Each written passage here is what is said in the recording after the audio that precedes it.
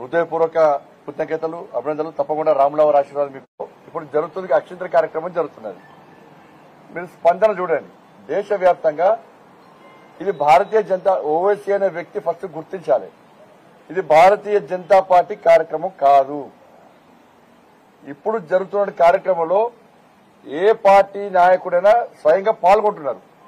కాంగ్రెస్ వాళ్ళు పాల్గొంటున్నారు, బీఆర్ఎస్ వాళ్ళు పాల్గొంటున్నారు, దేవుడు నమ్మని కమ్యూనిస్టులు కూడా భక్తి భావం పెరిగి వాళ్ళు కూడా పాల్గొంటున్నారు. ఇవాళ అన్ని సంవత్సరం అంతా కోరుకుంటున్నది. అటువంటి వాతావరణం నిర్మాణమైంది.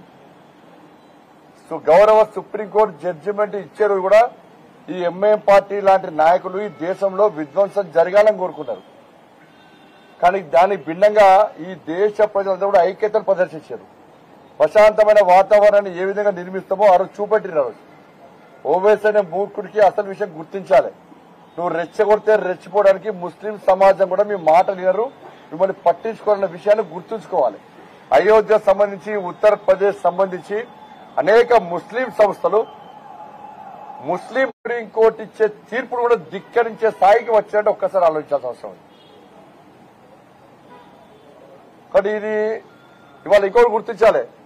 అయోధ్యలో ఈ రామ మందిర నిర్మాణం కోసం విరాళాల సేకరణ సందర్భంగా కూడా అనేక ప్రాంతాల్లో చాలా మంది అక్కడక్కడ ముస్లిం పెద్దలు కూడా స్వయంగా వచ్చి విరాళాలు అందించిన విషయాన్ని ఓవైసీ అనే వ్యక్తి గుర్తుంచుకోవాలి.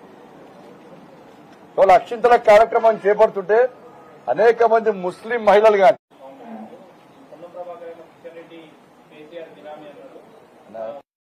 వాడు ఏమంటారు వారిని ముఖవలికలు అవి చూస్తుంటే సేమ్ బీఆర్ఎస్ పార్టీ తయారవుతారు వాళ్ళు. ఇప్పుడే అతి తక్కువ సమయంలో ప్రజలు కూడా వ్యతిరేకిస్తాను వాళ్ళ మీద.